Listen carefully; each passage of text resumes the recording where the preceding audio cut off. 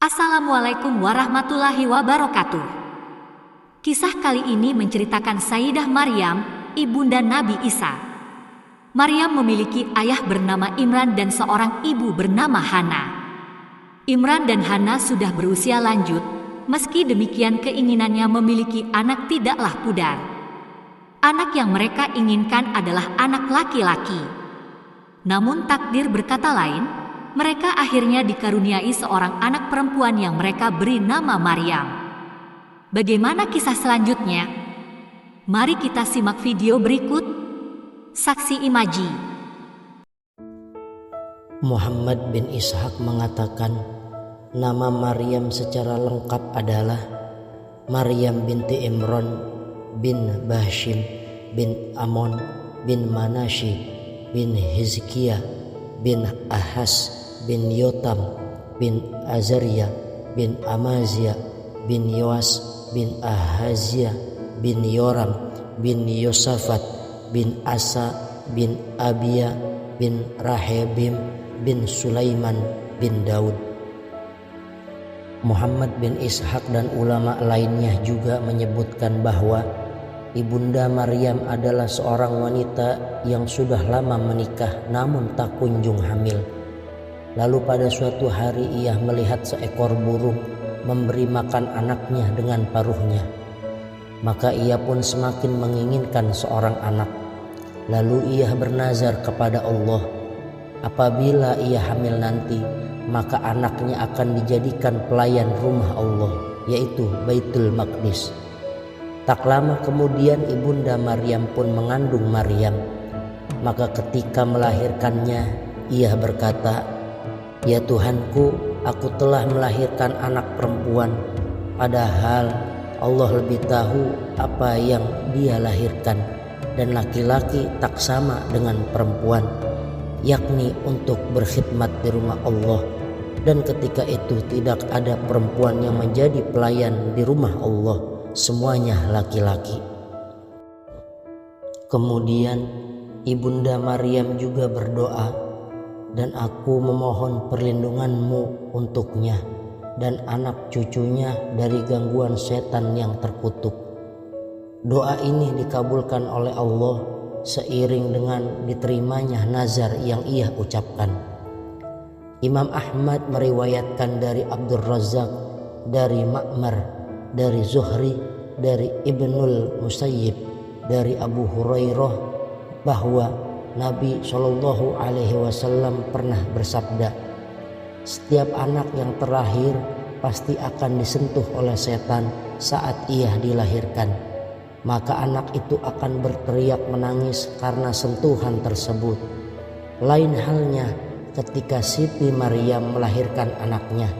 Kemudian setelah Abu Hurairah menyampaikan riwayat ini, ia berkata, "Dalam Al-Quran disebutkan, dan aku mohon perlindunganmu untuknya dan anak cucunya dari gangguan setan yang terkutuk." Imam Ahmad meriwayatkan dari Haitham, dari Hafs bin Maisarah, dari Ala, dari ayahnya, dari Abu Hurairah, bahwasanya Nabi pernah bersabda, "Setiap manusia ketika dilahirkan oleh ibunya pasti dipukul oleh setan di kedua dadanya, kecuali ketika Maryam melahirkan anaknya. Lihatlah bagaimana teriakan seorang bayi ketika ia terlahirkan." Para sahabat menjawab, "Benar sekali wahai Rasulullah." Nabi pun berkata, "Teriakan itu adalah akibat pukulan setan di kedua dadanya." Allah Subhanahu wa ta'ala berfirman, "Maka Allah menerimanya dengan penerimaan yang baik, membesarkannya dengan pertumbuhan yang baik, dan menyerahkan pemeliharaannya kepada Zakaria." Sejumlah ulama tafsir menyebutkan bahwa ketika ibunda Maryam telah melahirkan, ia membungkus putrinya dengan kain dan membawanya ke Baitul Maqdis. Lalu ia menyerahkan putrinya itu kepada para ahli ibadah yang selalu berdiam di sana. Dikarenakan putri yang dibawa oleh ibunda Maryam adalah putri imam mereka, dan selalu memimpin sholat mereka, maka mereka pun berebutan untuk mengurusinya. Sementara para ahli ibadah masih berselisih tentang siapa yang harus mengasuh Maryam. Zakaria yang menjadi nabi mereka pada waktu itu langsung mengambil Maryam untuk diasuhnya, karena istrinya adalah kakak dari ibunda Maryam, atau menurut pendapat lain bibi dari ibunda Maryam. Lalu para ahli ibadah itu pun berusaha mencegah Zakaria untuk membawa Maryam. Lalu mereka meminta kepada Zakaria untuk mengundi saja siapa yang berhak untuk mengasuhnya. Ternyata takdir telah menentukan memang Zakaria lah yang harus mengasuhnya, karena memang seorang bibi itu setingkat dengan seorang ibu, yakni istri dari Zakaria dengan ibunda Maryam. Allah berfirman dan menyerahkan pemeliharaannya kepada Zakaria, yakni setelah ia memenangi undian yang dilakukan oleh para ahli ibadah. Ketika itu masing-masing dari para ahli ibadah mengumpulkan pena-pena mereka dan ditempatkan pada suatu tempat. Lalu mereka menyuruh seorang anak kecil yang belum mencapai usia baligh untuk mengeluarkan salah satu pena tersebut. Lalu anak itu mengeluarkan pena Zakaria. Merasa tidak cukup puas, para ahli ibadah itu meminta pengundian ulang, yaitu dengan cara melemparkan pena-pena mereka ke dalam sungai. Apabila ada pena yang melawan arus sungai, maka dialah pemenangnya. Lalu mereka melakukan hal itu, dan ternyata pena Zakaria lah yang melawan arus sungai itu, sedangkan pena-pena lainnya mengalir mengikuti arus. Namun para ahli ibadah itu masih tidak puas juga. Mereka meminta untuk melakukan undian yang terakhir kalinya. Kali ini mereka membalikan keadaan sebelumnya, yakni apabila ada pena yang mengalir bersama air, maka itulah pemenangnya.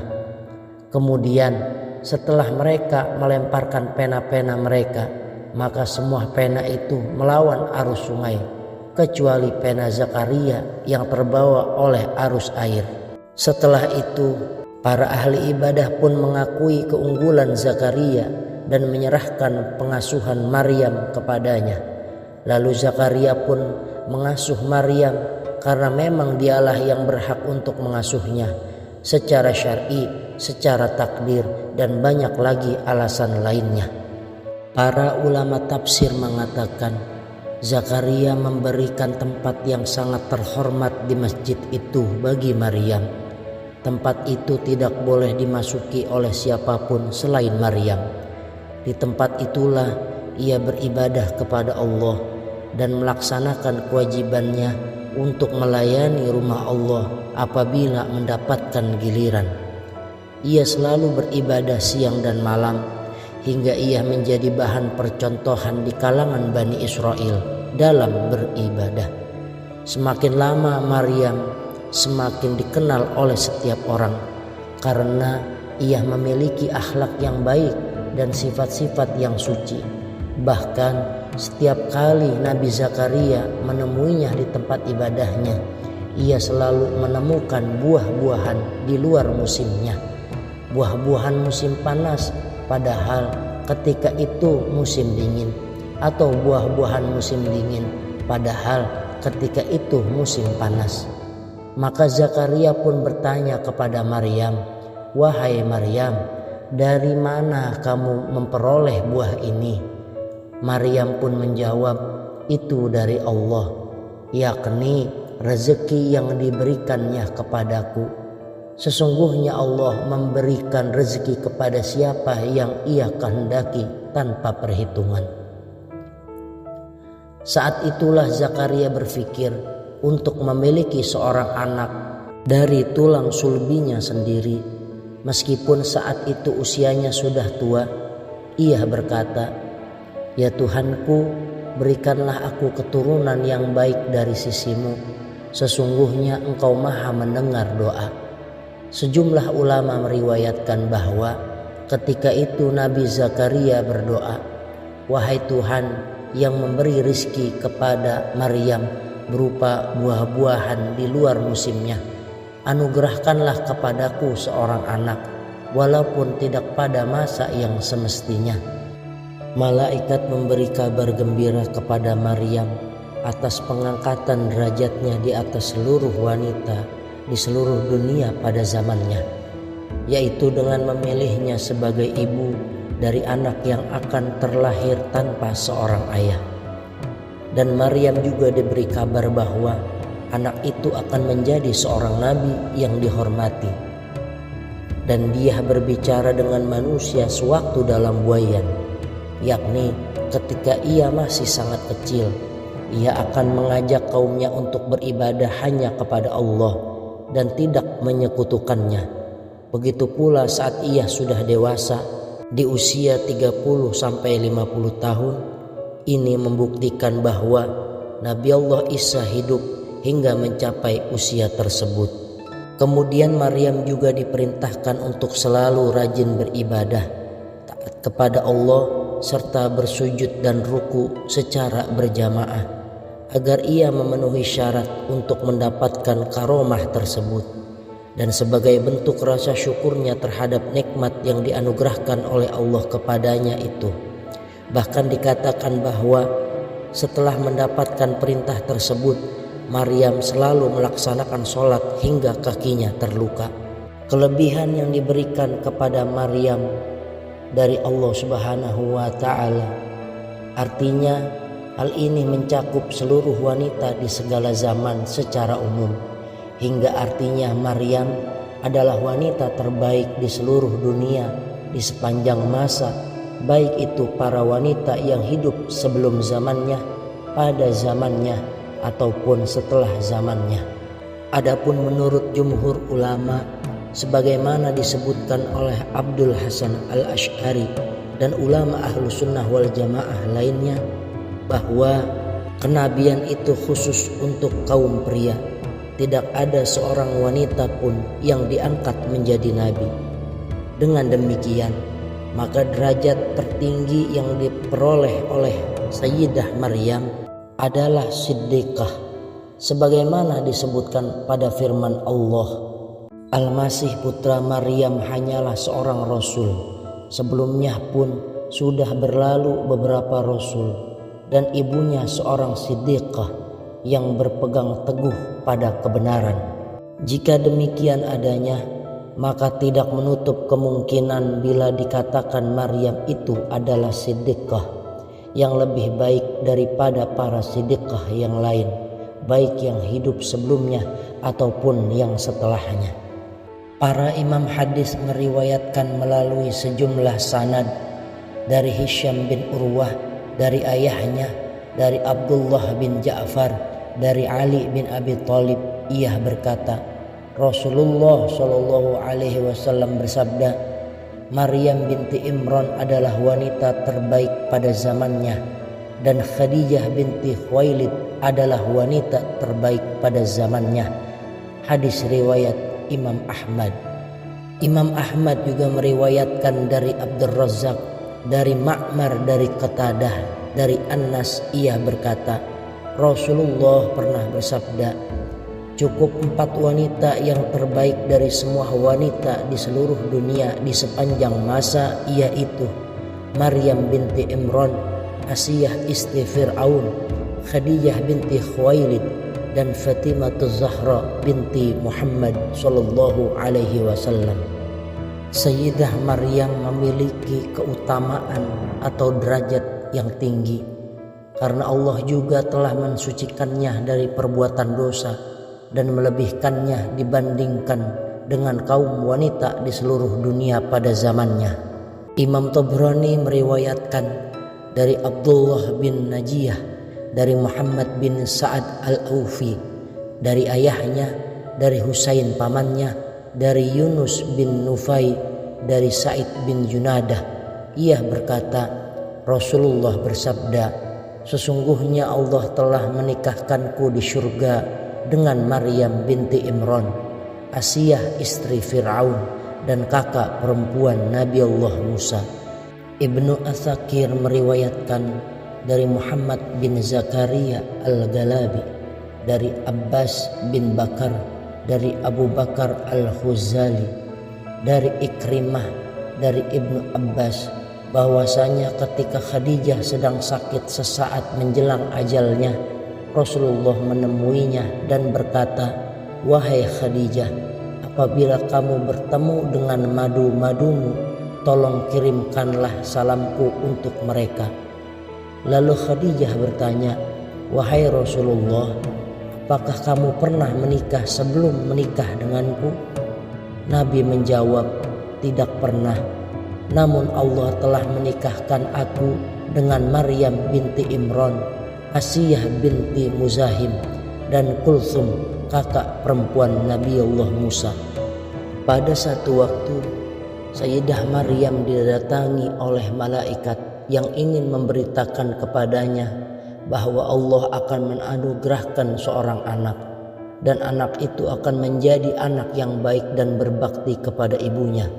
Selain itu, setelah besar nanti, anak itu akan diangkat menjadi seorang nabi yang sangat dihormati dan membawa mukjizat untuk membuktikan kenabiannya.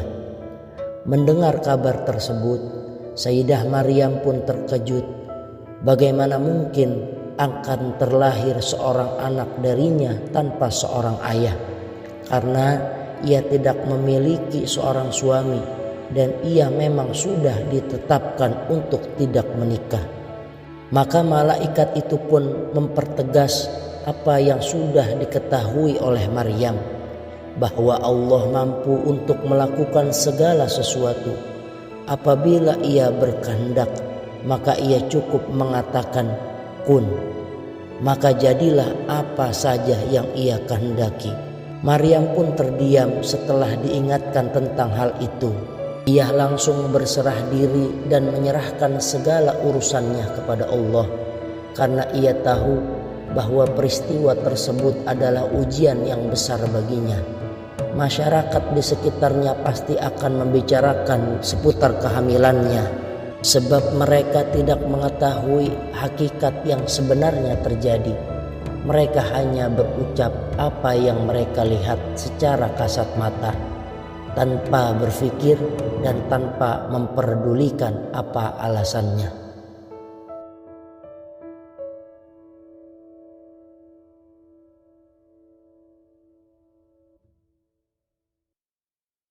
Maryam adalah perempuan yang Allah pilih, sehingga beliau menjadi makhluk yang bersih zahir dan batinnya. Perjalanan hidup yang panjang disertai rintangan yang dialami oleh kedua orang tuanya dan Maryam itu sendiri semakin menambah ketaatan kepada Allah. Sampai pada dirinya Maryam difitnah oleh orang-orang Bani Israel. Kesabarannya patut kita jadikan tauladan dalam kehidupan kita, baik dalam keluarga maupun aspek sosial. Wallahu a'lam bishawab. Wassalamualaikum warahmatullahi wabarakatuh.